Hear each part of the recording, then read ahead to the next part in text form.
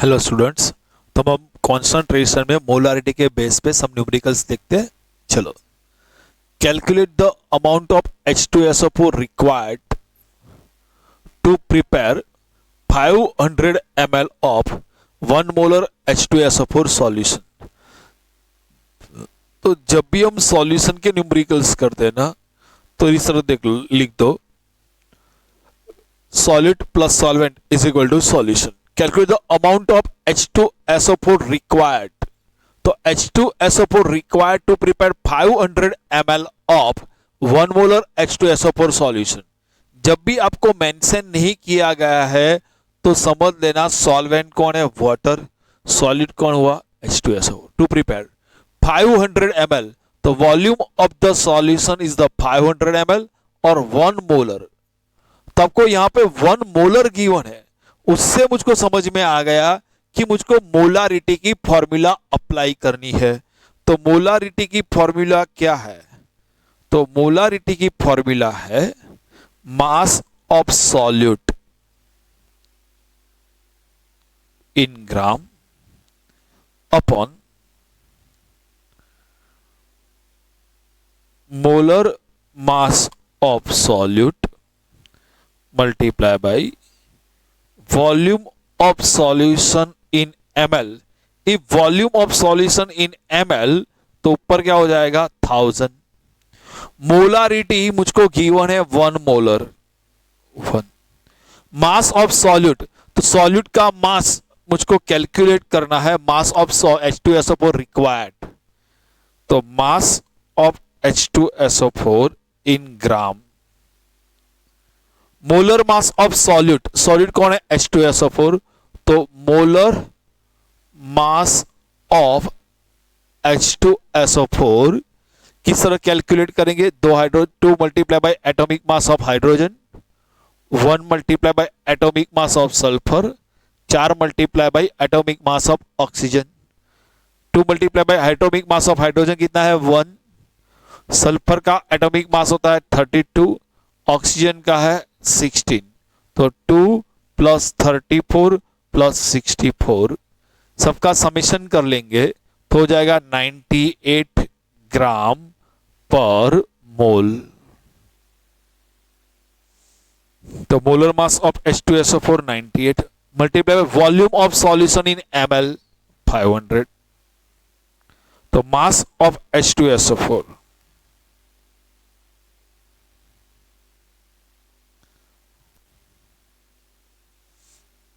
और यहां पे क्या हो जाएगा, मल्टीप्लाई बाय 1000। तो मास ऑफ H2SO4 कितना आएगा, 98/2 मतलब 49 ग्राम H2SO4 रिक्वायर्ड।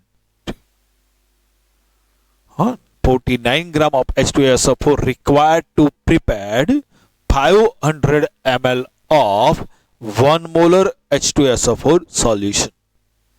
ऐसा लिखने का नीचे 49 gram H2SO4 required to prepare 500 ml of 1 molar H2SO4 solution. चलो देखते हैं next question. Calculate the molarity of HCl in the solution prepared by dissolving its 73 gram in enough water to form 2 litre of the solution. चलो, solute plus solvent is equal to solution. Calculate the molarity of HCl, हमको molarity calculate करना है HCl in the solution. HCl water में dissolve करके solution बनाया है by dissolving 73 gram. तो 73 gram HCl dissolve in sufficient water to form 2 litre of the solution. क्या calculate करना है, मोलारिटी। तो मोलारिटी कैलकुलेट करना है तो मेरे पास फॉर्मूला है मोलारिटी का, molarity is equal to mass of solute in gram upon molar mass of solute multiply by volume of solution in ml। तो ऊपर क्या हो जाएगा 1000। Molarity calculate, mass of solute, तो सॉलिड HCl है, उसका मास कितना है 73 gram 1000। Molar mass of solid, तो molar mass of HCl 1 multiplied by atomic mass of hydrogen plus 1 multiplied by atomic mass of Cl। तो हाइड्रोजन का atomic mass 1 है, Cl का एटॉमिक मास 35.5 है, तो 36.5 ग्राम पर मोल। और वॉल्यूम ऑफ द सॉल्यूशन कितना है 2 लीटर। 2 लीटर है ना, तो ml में कितना होगा 2000 ml। चलो volume of the solution in ml चाहिए तो 2000। 36.5 और 73, तो 36.5 से डबल है तो ऊपर हो जाएगा 2, 1000 से 2 कैंसिल, तो 1 मोलर आएगा आंसर। क्या हो गया 1 मोलर, तो हम क्या होगा बोलो, मोलारिटी कितनी होगी 1 मोलर HCl, तो सॉल्यूशन की मोलारिटी कितनी हुई 1 मोलर HCl हुआ। नेक्स्ट क्वेश्चन देखते हैं, उसके बेस पे ही है। चलो देखते हैं। Calculate the molarity of NaOH in the solution. Molarity of the NaOH in the solution prepared by dissolving its 4 gram in enough water to form 250 ml of the solution। तो चलो solute plus solvent is equal to solution। solute plus solvent is equal to solution। solute कौन है NaOH, sufficient water में dissolve करके solution बना है। 4 gram NaOH, molarity of NaOH in the prepared dissolve 4 gram NaOH in enough water to 50 ml solution. क्या calculate करना है, calculate the molarity. तो मोलारिटी कैलकुलेट करना है, तो मोलारिटी की फॉर्मूला क्या है, मोलारिटी का formula molarity is equal to mass of solute in gram upon molar mass of solute, volume of the solution in ml, तो ऊपर क्या हो जाएगा 1000। चलो देखते मोलारिटी, तो मोलारिटी क्या है वो कैलकुलेट करना है। मास ऑफ सॉल्यूट, सॉल्यूट कौन है NaOH, उसका मास कितना है 4 gram multiply by 1000। Molar mass of solute, तो मोलर मास ऑफ NaOH,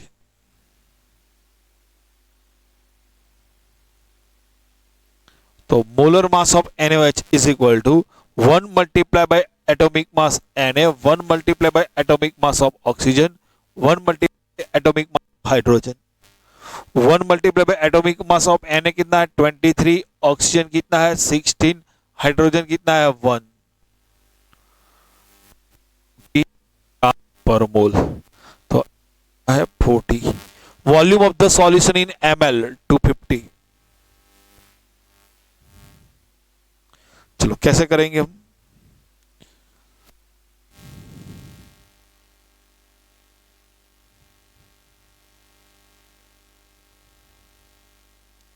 तो 4 10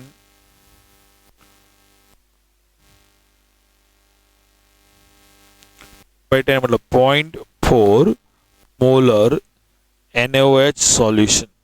तो NaOH सॉल्यूशन की मोलारिटी कितनी हुई 0.4। ओके चलो मोलारिटी के न्यूमेरिकल समझ में आ गए, कुछ डाउट तो बता देना। चलो देखते हैं हम ग्राम इक्विवेलेंट वेट। ग्राम इक्विवेलेंट वेट, ग्राम इक्विवेलेंट वेट कैलकुलेट करना है आपको, तो आपके पास फॉर्मूला है मोलर मास, मतलब मॉलिक्यूलर मास, या लिखो molar mass upon n, molar mass upon n, molecular mass upon 1। जब भी आपको ग्राम इक्विवेलेंट वेट करना है, कैलकुलेट करना है, तो ग्राम इक्विवेलेंट वेट कैलकुलेट करने के लिए एक फॉर्मूला है molar mass upon N, where N is equal to basicity of acid, acid की बेसिसिटी, और एसिडिटी ऑफ बेस,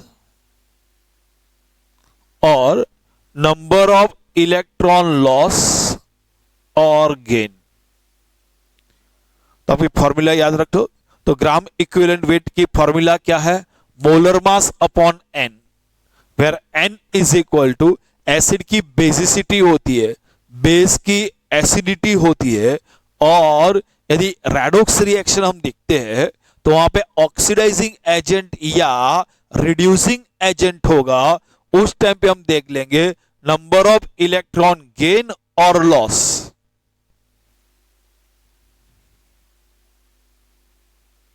तो याद रखना फॉर्मूला। तो ग्राम इक्विवेलेंट वेट की फॉर्मूला क्या है? Molar mass upon N, where N is equal to basicity of acid या एसिडिटी ऑफ बेस या नंबर ऑफ इलेक्ट्रॉन गेन और lost by the substance.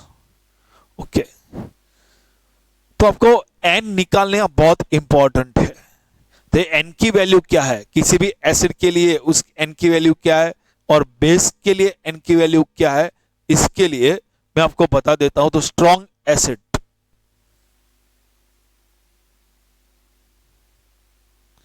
HCl, H2SO4 और HNO3। HCl का ionisation होता है तो क्या बनता है? H plus Cl minus. H2SO4 का आयोनाइजेशन होता है तो क्या बनता है? 2H plus SO4 minus 2। HNO3 का आयोनाइजेशन होता है तो क्या बनता है? H plus NO3 minus 1। तो N कितना होगा? तो ऐसा है कि एसिड के लिए जितना H प्लस रिलीज करता है ना, जितने नंबर के H प्लस रिलीज करता है उतने उसकी N की वैल्यू होती है, और सबके लिए डिफरेंट डिफरेंट होगा। तो मैं आपको क्या बताता हूं, पॉजिटिव चार्ज या नेगेटिव चार्ज जितना होता है ना, टोटल पॉजिटिव चार्ज या टोटल नेगेटिव चार्ज होता है, उतना N की वैल्यू है। चार्ज कैसे कैलकुलेट करना वो देखो। ऊपर क्या है? +1 मल्टीप्लाई बाय आगे 1, तो +1 मल्टीप्लाई बाय +1 मतलब 1 होगा चार्ज। आप नेगेटिव चार्ज देख के भी कर सकते हो, -1 मल्टीप्लाई बाय 1, -1 मतलब 1 चार्ज। यहां पे देखो +1 मल्टीप्लाई बाय 2, +2 मतलब 2 चार्ज, n मतलब 2। देखो यहाँ -2 और यहाँ पे 1, -2 मल्टीप्लाई बाय 1, -2 मतलब 2 चार्ज। तो n की वैल्यू क्या होगा? पॉजिटिव चार्ज या नेगेटिव चार्ज जितना। यहां पे देखो कितना होगा? +1 मल्टीप्लाई बाय 1, 1। और यहां से भी देख सकते हो -1 मल्टीप्लाई बाय 1, 1।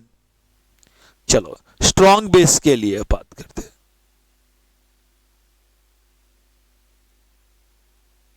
हमको स्ट्रॉन्ग बेस के लिए देखना है।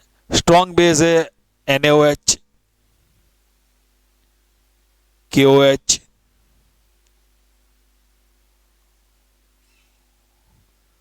BaOH twice. यदि NaOH का आयोनाइजेशन होगा तो NaOH का आयोनाइजेशन होने से क्या बनेगा? Na plus OH minus. KOH का आयोनाइजेशन होने से क्या बनेगा? K plus OH minus. BaOH twice का आयोनाइजेशन होगा तो क्या बनेगा? Ba plus 2, 2OH minus 1। तो N की वैल्यू क्या होगी? तो स्ट्रॉन्ग बेस के लिए डेफिनेशन इतना है, जितने OH माइनस आयन रिलीज करे उसकी बेस की एसिडिटी होती है। और आप वही याद रखो, चार्ज देख लो, पॉजिटिव चार्ज या नेगेटिव चार्ज। तो लो +1 multiply bye 1, 1, -1 multiply bye 1, 1, +1 multiply bye 1, 1, -1 multiply bye 1, 1, +2 multiply by 1, +2 मतलब 2, -1 मल्टीप्लाई बाय 2, 2। तो इस तरह हम चार्ज से डिसाइड कर सकते हैं कि N की वैल्यू कितनी है। ओके, तो हम आगे अब देखते हैं।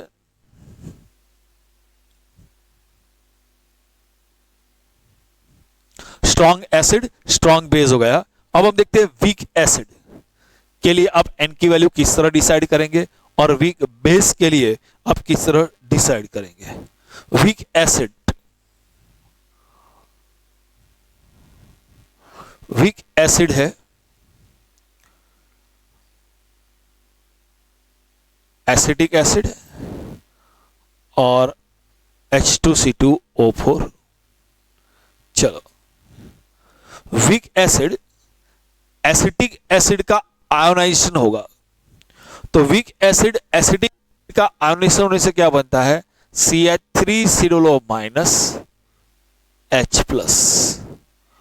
ऑक्जेलिक एसिड है H2C2O4, ये ऑक्जेलिक एसिड H2C2O4 का आयोनाइजेशन होने से क्या बनेगा, 2H प्लस NC2O4 माइनस 2।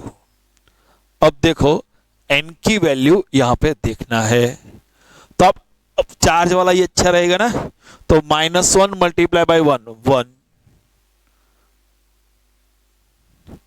अब नेगेटिव चार्ज से भी कर सकते हो या पॉजिटिव चार्ज से भी कर सकते हो। +1 मल्टीप्लाई बाई 2 2। बोलो समझ में आ गई बात। अब वीक बेस के लिए लिखते हैं, वीक बेस है Na2CO3 K2CO3 NaHCO3 KHCO3। अब उसके लिए n की वैल्यू देखना है। N2CO3 का आयोनाइजेशन होने से क्या बनेगा, 2Na plus CO3 minus 2। N2CO3 का आयोनाइजेशन होने से क्या बनेगा, 2Na plus CO3 minus 2। K2CO3 का आयोनाइजेशन होने से क्या बनेगा, 2K plus CO3 minus 2। NaHCO3 का आयोनाइजेशन होने से क्या बनेगा, Na plus HCO3 minus 1। KHCO3 का आयोनाइजेशन होने से क्या बनेगा, K प्लस SCO3 माइनस 1। तो देखो NO2CO3 का आयोनाइजेशन होने से क्या बनेगा, 2Na plus plus CO3 minus 2। K2CO3 से K plus CO3 minus 2। NaHCO3 से बनेगा Na plus SCO3 minus 1। KHCO3 से बनेगा K प्लस SCO3 माइनस 1। अब देखो n की वैल्यू कितनी होगी, तो चलो n की वैल्यू कितनी होगी, तो देखो यहां पे पॉजिटिव +1 मल्टीप्लाई बाई 2 2। आप नेगेटिव चार्ज से भी कर सकते हो, -2 मल्टीप्लाई बाई 1 -2 मतलब 2। +1 मल्टीप्लाई बाई 2 +2। आप यहां से भी कर सकते हो, -2 मल्टीप्लाई बाई 1। +1 multiply by 1 1। आप यहां से भी कर सकते हो, -1 मल्टीप्लाई बाई 1। +1 multiply by 1 1। तो मेरे ख्याल से अब n की वैल्यू के लिए आपको कुछ प्रॉब्लम नहीं है। ओके, मैं आपको क्वेश्चन देता हूं, वो क्वेश्चन करना है।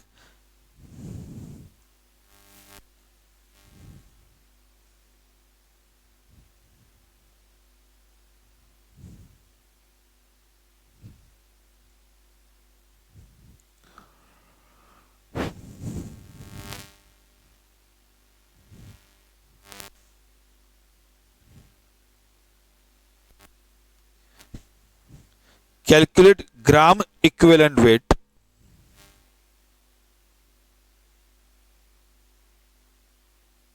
calculate gram equivalent weight of the following compound.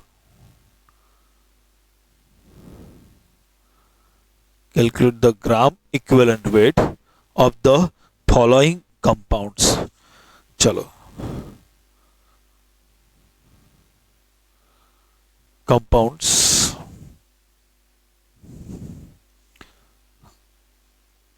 HCl,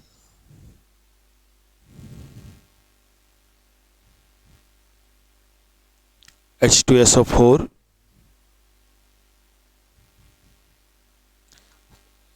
HNO3, H2C2O4,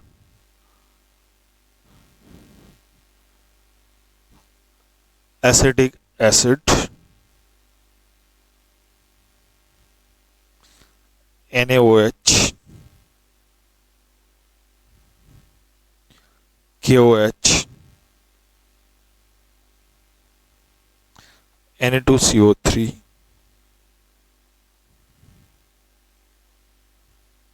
NaHCO3, K2CO3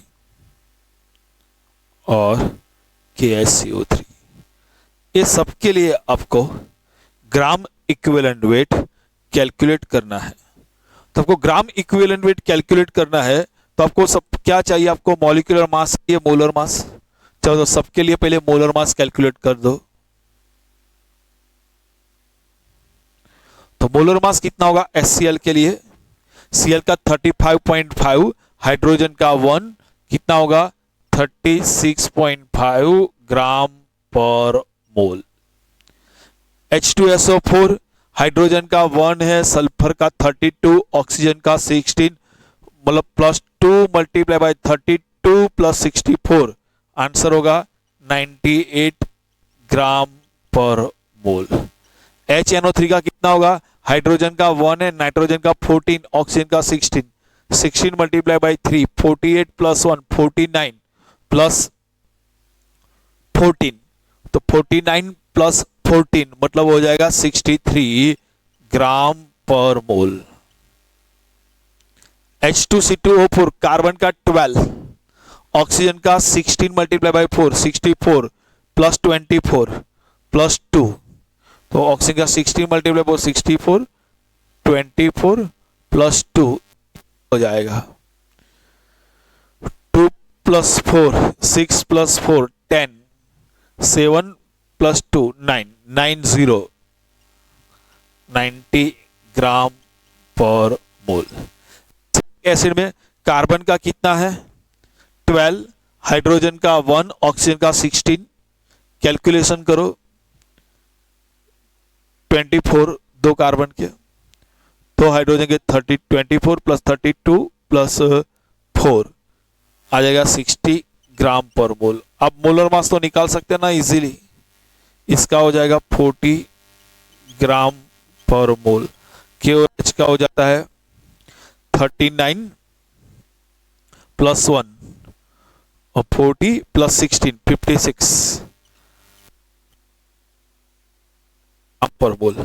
Na2CO3, Na का 23 मल्टीप्लाई बाय 2 46 + 12 और ऑक्सीजन का 16 मल्टीप्लाई बाय 3, तो Na2CO3 का हो जाएगा 106। NaCO3 23 + 1 + 12 16 मल्टीप्लाई बाय 3, तो NaCO3 को हो जाएगा 84।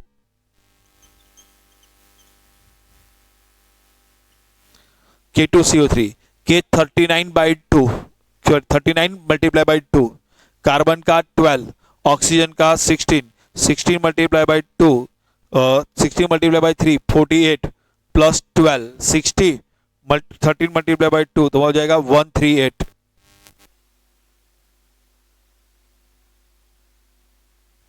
KHCO3 K 39, hydrogen 1, carbon 12, oxygen 16, तो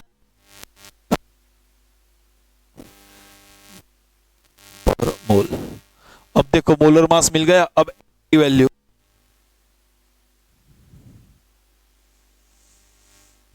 तो HCl में क्या होगा, N की वैल्यू 1 होगी। H2SO4 में क्या होता है 2H + SO4 - 2, तो 2 होगा। HNO3 में H + NO3 - 1 1 होगी N की वैल्यू।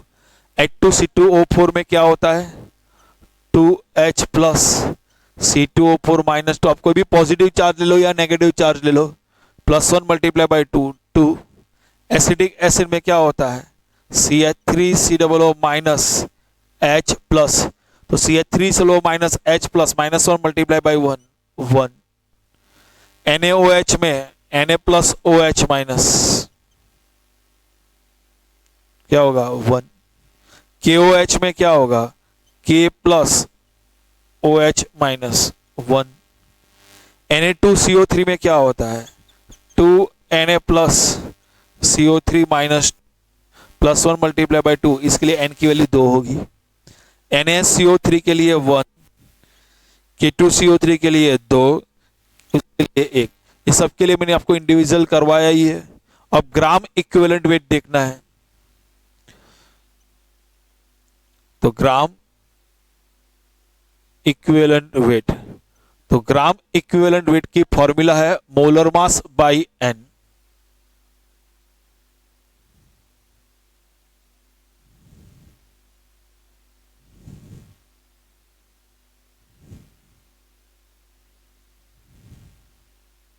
तो इसके लिए फॉर्मूला है मोलर मास बाई एन। चलो मोलर मास कितना हुआ है, 36.5 divided by 1, 36.5, 98 divided by 2, 49 gram equivalent. Molar mass है 63, N1 63 ग्राम इक्विवेलेंट। H2CO4 के लिए मोलर मास है 90, N2 90 by 2, 45 gram equivalent. Molar mass है 60, N1 60 by 1, 60 gram equivalent. Molar mass है 40, N is equal to 1, 40 divided by 14 gram equivalent. KOH के लिए 56 है molar मास, N1 56 gram equivalent.